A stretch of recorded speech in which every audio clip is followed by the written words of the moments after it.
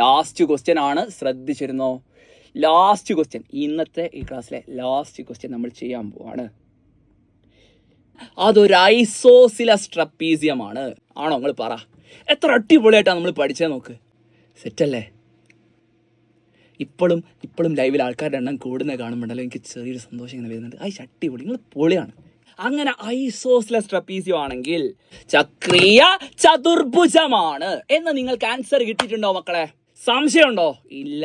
Clear ആയിട്ട് എങ്ങനെയാണ് നമ്മൾ തുടങ്ങിയത്, എവിടെ നിന്ന് തുടങ്ങി, എങ്ങോട്ട് പോയി, ഓരോ സ്റ്റെപ്പും ഞാൻ എഴുതി വെച്ചിട്ടുണ്ട്. എന്താണ്, എന്തുകൊണ്ടാണ് ഇത് മനസ്സിലാക്കുക ചെയ്യേണ്ടത്, അല്ലാണ്ട് പ്രൂഫ് ബൈ ഹാർട്ട് പഠിക്കുകയല്ല ചെയ്യേണ്ടത്. ആ മെത്തേഡ് ഓരോ സ്റ്റെപ്പിലേക്ക്, അടുത്ത സ്റ്റെപ്പിലേക്ക് എങ്ങനെ പോകുന്നു എന്നത് കൃത്യമായിട്ട് മനസ്സിലാക്കി പഠിക്കാൻ നിങ്ങൾ തയ്യാറായി കഴിഞ്ഞാൽ അടിപൊളിയായിട്ട് പരീക്ഷ എഴുതാൻ പറ്റും.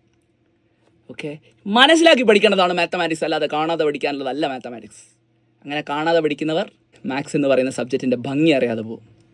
ഈ ക്ലാസ് നിങ്ങൾക്ക് ഉപകാരപ്പെട്ടു എന്ന് വിചാരിക്കുന്നു. ഏറ്റവും ഗംഭീരമായിട്ട് നിങ്ങൾ പഠിച്ചു. 2 ചാപ്റ്ററുകൾ സെറ്റ് ആക്കിയിട്ടുണ്ട്. സോ നിങ്ങളോട് എല്ലാവരോടും ഇത്രയും നേരം എന്നെ കേട്ടിരുന്നതിന് താങ്ക് യു. വീണ്ടും കാണുന്നത് വരയ്ക്കും. ബൈ.